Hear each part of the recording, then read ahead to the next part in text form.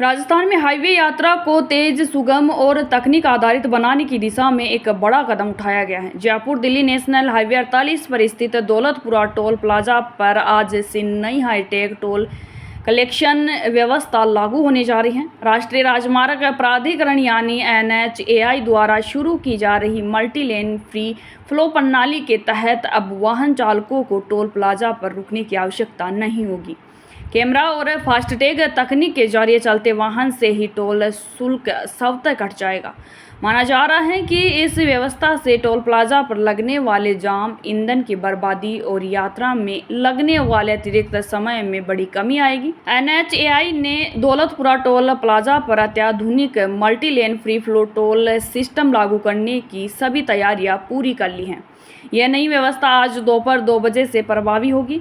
इसके तहत पारंपरिक टोल प्लाजा की तरह वाहनों को बैरियर के सामने रुकने की जरूरत नहीं पड़ेगी। हाईवे पर स्थापित आधुनिक कैमरे, सेंसर और फास्टैग रीडर वाहन की पहचान कर स्वचालित टोल शुल्क काट लेंगे।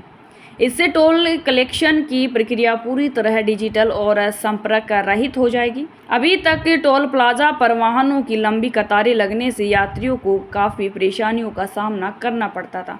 त्योहार और व्यस्त समय में यह समस्या और बढ़ जाती थी। नई प्रणाली लागू होने के बाद वाहन बिना गति कम किए टोल क्षेत्र से गुजर सकेंगे।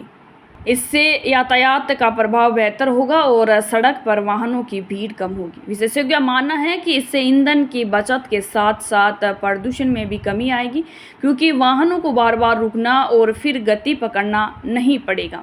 NHAI के अधिकारियों के अनुसार यह प्रणाली देश में स्मार्ट और आधुनिक सड़क परिवहन व्यवस्था विकसित करने की दिशा में महत्वपूर्ण पहल है। जयपुर दिल्ली NH48 देश के सबसे व्यस्त हाईवे मार्गों में से एक है, जहां प्रतिदिन हजारों वाहन गुजरते हैं।